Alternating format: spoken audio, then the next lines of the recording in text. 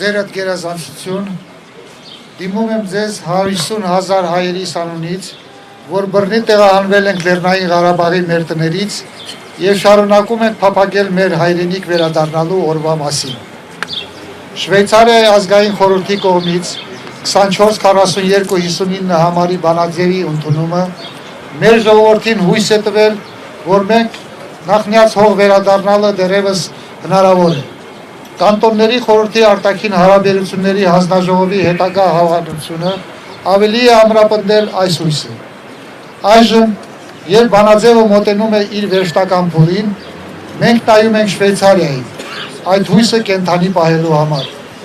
Մենք հարգանքով խնդրում ենք ձեզ չհակադրվել որոշմանը, երբ այն կներկայացվի կանտոնների խորհրդի 2025 թվականի մարտի 18-ին։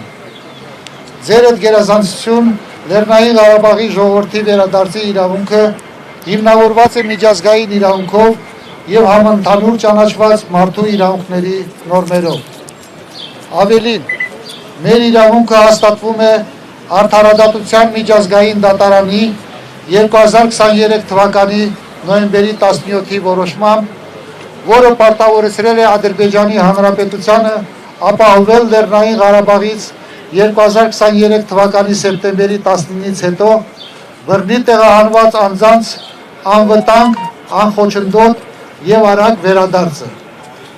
Այն հետագայում ամրապնդվել է Եվրոպական խորհրդարանի երկու բանաձևերով, որոնք ընդունվել են 2024 թվականի մարտին եւ հոկտեմբերին, եւ երկուսն էլ ուղղակիորեն կոչ են անում Ադրբեջանին համագործակցել Լեռնային Ղարաբաղի ներկայացուցիչների հետ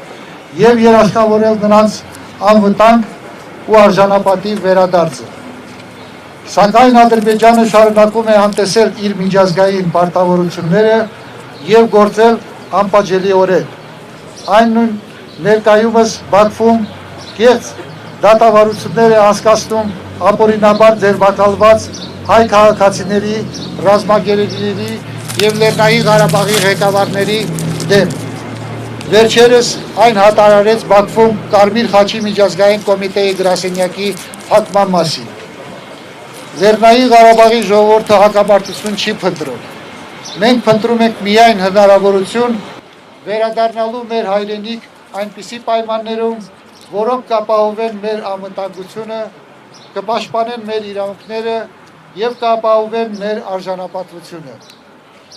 Մենք հորապես հուսով ենք, որ ձերդ գերազանցությունը կաջակցի այս բանաձևի ընդունմանը, որը առաջարկում է երկխոսություն եւ միջնորդության հարթակ, որպես Հայաստանի եւ Ադրբեջանի միջև արդարացի եւ տևական խաղաղության ուղղությամբ կարևոր քայլ։